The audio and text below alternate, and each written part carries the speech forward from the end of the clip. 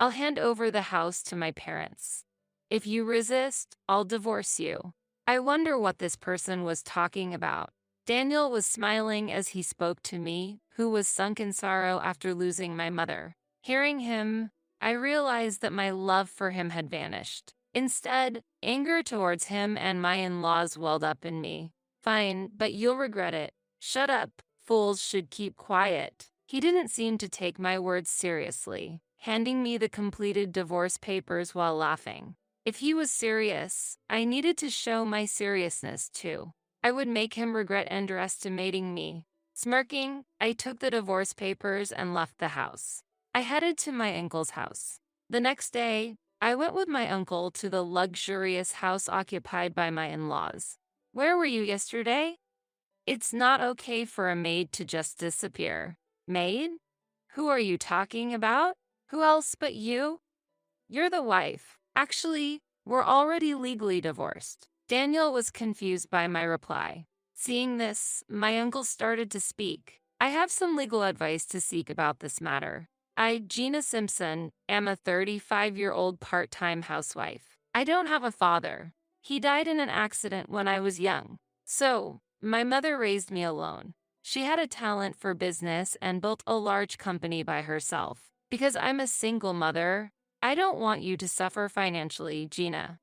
I have to live long for both you and your father. Mother always said that, dedicating herself to her business. As a result, there were no financial worries. Sis, Gina, I came to see you since I'm in the area for work. Oh, thank you for your hard work even on your day off. Yes. Oh, where's that heavy package you said was hard to carry? I'll help with that too. Additionally, my uncle, my mother's brother, supported us despite his busy work. However, our family had rules. Take care of yourself. Earn what you want through your own efforts. Mom, I want something, so can I get a part-time job? Of course, what do you want? There's a book I need for a qualification I want to take in the future. Oh, Gina, you're really admirable. Therefore, I always spared no effort. My mother always praised me for that. As a result, I eventually played an important role at the company.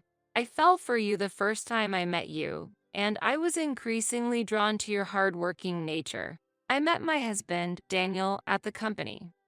He persistently approached me, and I was gradually drawn to his passionate attitude, leading to marriage. We don't have children yet and lead a typical life. One day, work meetings ran late, and I came home after working overtime. Finally back? I'm hungry, so hurry up and serve dinner. When I arrived home, Daniel was lounging on the sofa with his smartphone, not even greeting me. Sighing in frustration at his attitude, I said, I messaged you that I'd be late today, so you should eat first, right? Oh, did you? I sent it, and you even replied, got it. Then hurry up with dinner. Saying that, he laid himself back on the sofa as usual. Unlike me, he doesn't hold a special position. He's a typical employee. That's why I wanted him to help with the housework, but he always ignored it. He leaves his clothes on the floor and doesn't clean up after meals. He used to be considerate and help with housework in the early days of our marriage. Hey, I just returned tired from work. Compared to that, you're just relaxing on the sofa, so at least prepare your own meal. Stop nagging. You're just a failure at infertility treatment. I felt outraged by his words. It's true we don't have children, but it's not solely my fault. We both have difficulty conceiving. That's the same for you. It's your fault. We don't have kids because your body is faulty. Yet, Daniel blames everything on me. He probably feels his pride hurt as I hold a position while his career stagnates. In other words, jealousy and spite. That's a separate issue. What about you, who does neither housework nor work properly? What? Are you mocking me? That day, we had a big fight. Angry, Daniel went to bed without eating anything. His attitude confused me. Considering all my efforts, I couldn't understand Daniel's behavior. What should I do? While heating up the food in the fridge, I muttered to myself, The next morning, on a rare day off with no plans, I woke up a bit later than usual. Daniel. He's not here. I couldn't see Daniel, who usually sleeps until noon. He must have gone to his parents' house. With that thought, I got ready and headed to the hospital. Mom, hello. Oh, Gina. You're off today? Yes. How are you feeling? Well, as usual.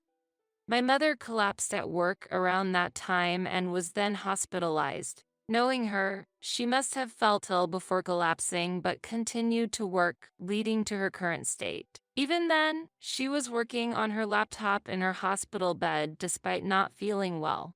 How about you? No problems. I smiled in response to her worried question. I didn't want to worry her further. By the way, the maple trees near the company are beautiful again this year.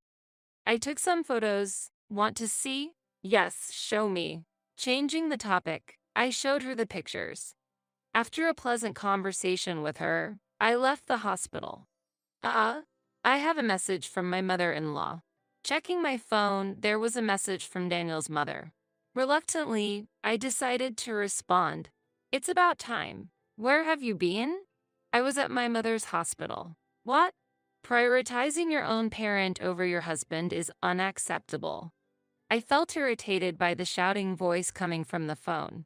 As expected, Daniel had gone to his parents' house. Her complaints continued. Why do you trouble Daniel? As a wife, you should respect your husband. Are you getting carried away because of your position? And you don't even have children due to infertility. I wish he would become independent. Daniel always runs quickly to his parents' protection. It's really pathetic. Thinking this, I responded vaguely and ended the call. What's wrong, Gina? You look upset. Oh, uncle. Are you here to visit mom too? Something like that. My uncle, who had been watching from somewhere, approached me. Behind him stood a man. Uncle, is that gentleman a work acquaintance? Yes, he might be involved in something that affects you, so I'll introduce you. I'm James Miller. Pleased to meet you. He handed me his business card and I gave him mine. Then my uncle said, I have something to discuss with my niece, so could you go ahead to the hospital? What was the call about? It was from my mother-in-law. I explained the situation with a wry smile. Daniel neglects housework and runs to his parents' house at the slightest conflict. And his mother defends him and blames me for being infertile. Hearing my story, my uncle looked troubled. I want to keep this from mom. I don't want to worry her more. Understood. My uncle nodded, looking somewhat distressed, and I parted ways with him. Then it happened shortly after. What, Mom? When I rushed to the hospital after hearing my mother's condition had worsened, she had already passed away. Stunned by the sudden loss, I stood there in a daze. Unable to think of anything, my uncle supported me and even arranged the funeral. We did it. Now the inheritance is ours. Really? She was the CEO of a major company, right? How many millions in inheritance is there, I wonder? The wife's inheritance belongs to the husband's family. We can say goodbye to that shabby house. The laughter, inappropriate for the occasion, snapped me back to reality.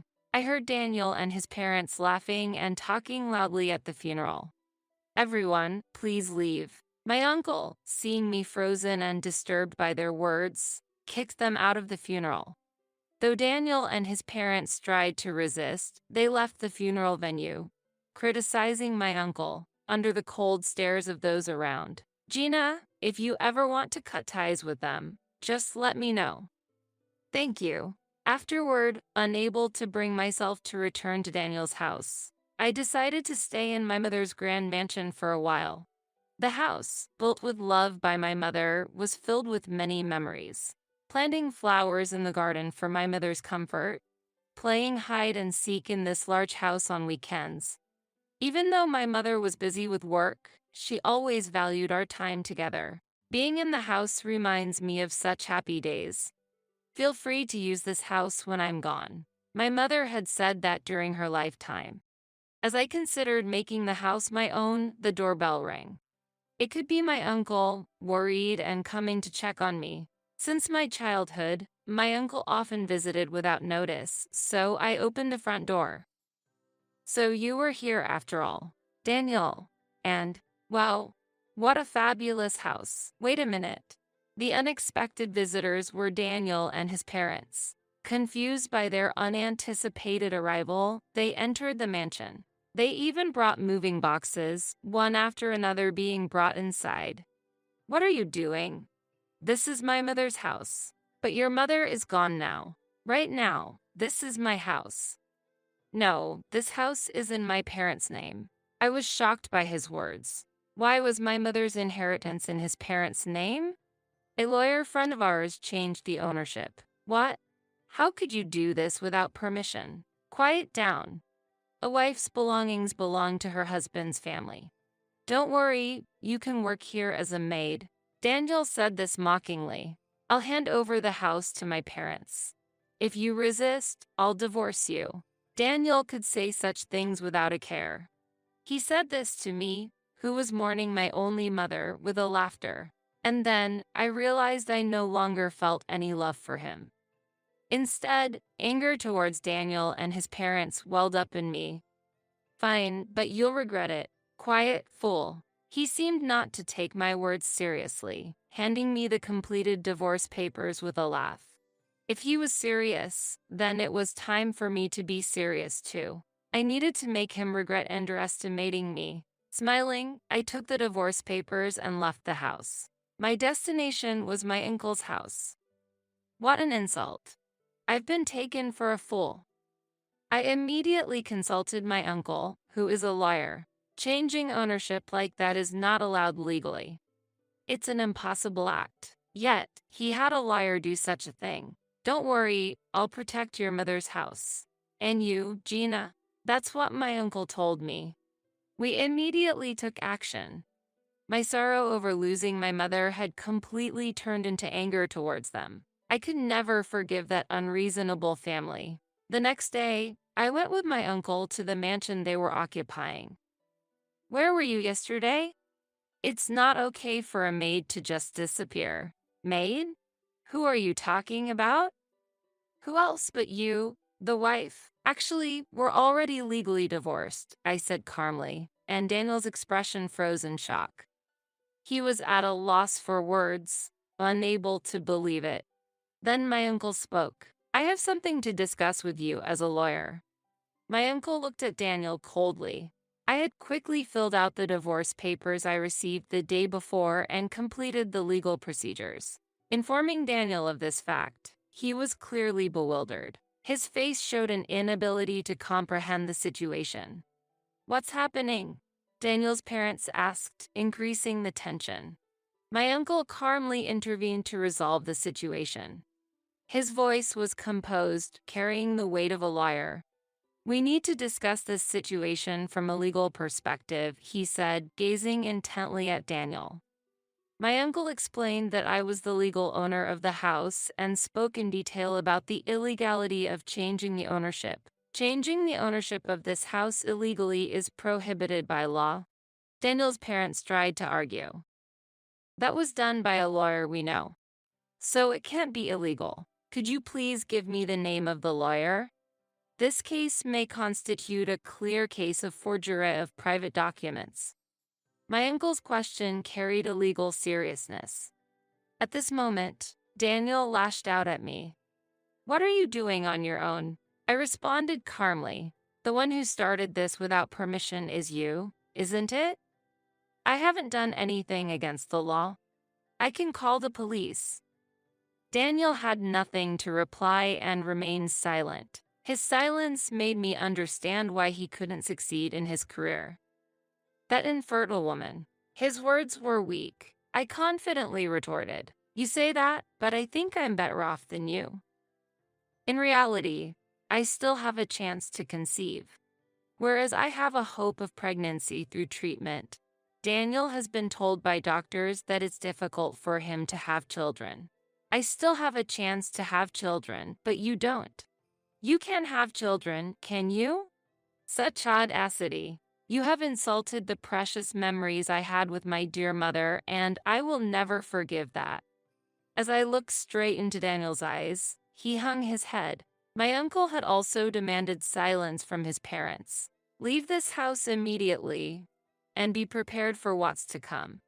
Under our cold gaze, they trembled. They had trampled on the precious home of my mother and me, and they needed to pay the price. "My sister knew about the situation you were in. It seemed my mother had sensed my troubles and asked my uncle to help me.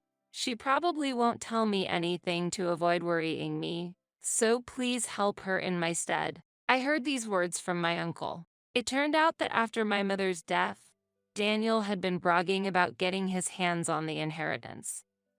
My mother had prepared a will to protect her estate, and that will had been entrusted to James Miller, the lawyer introduced by my uncle. This will clearly states everything. All the inheritance is left to Gina, and she is free to use the mansion as she wishes.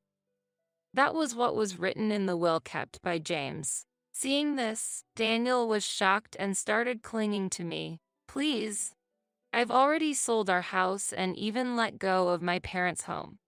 Why would you do such a thing?" Well, actually, it was revealed that Daniel had accumulated a huge debt without my knowledge. He had been frequently visiting nightclubs and spending lavishly while I was busy working. To repay that debt, he had even sold his own house and his parents' home. That's your problem. But Gina, we are husband and wife, right?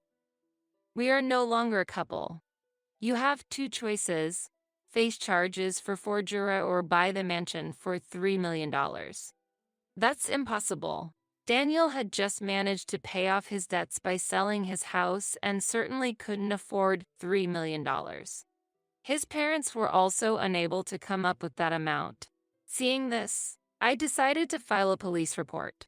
Moreover, when I returned to the mansion, I noticed some items were missing. My precious mementos are gone. What is the meaning of this? I confronted Daniel, who replied, "It's not my fault. Mom was planning to sell everything she didn't like." Apparently, his parents had been selling things without my knowledge. This was another case to add to the lawsuit. As a result, Daniel and his parents ended up with massive debts. Of course, they were completely cut off from the company I managed, now led by me, following my mother's footsteps. Amidst all this, Daniel's father shouted, "Bring out that damn daughter-in-law," as he stormed into the company alone. He demanded the withdrawal of the police report and made a scene, eventually being taken away by the police. My uncle and I could only chuckle at this hopeless parent and child. We found out who that lawyer is. He turned out to be Daniel's cousin. Daniel had tried to make me the villain and had forced his cousin to cooperate by exploiting his weaknesses. The cousin, having lost his lawyer license due to the fiasco, harbored resentment against Daniel's family, spreading the word that he had been deceived, leading to their isolation. As a result, I heard Daniel's family was then in a whirlwind of chaos. Seems like a family with a lot of problems.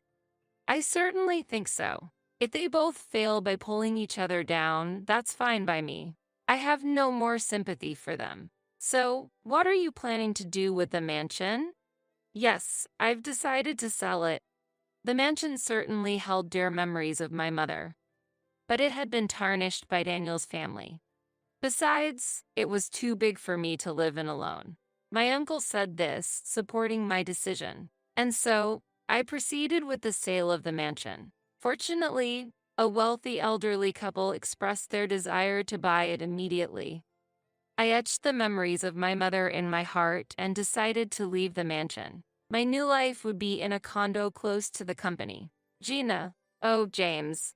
I heard from a colleague and ended up coming here. As I was leaving the office, there stood James. He had been a great help in investigating Daniel's family and gathering evidence.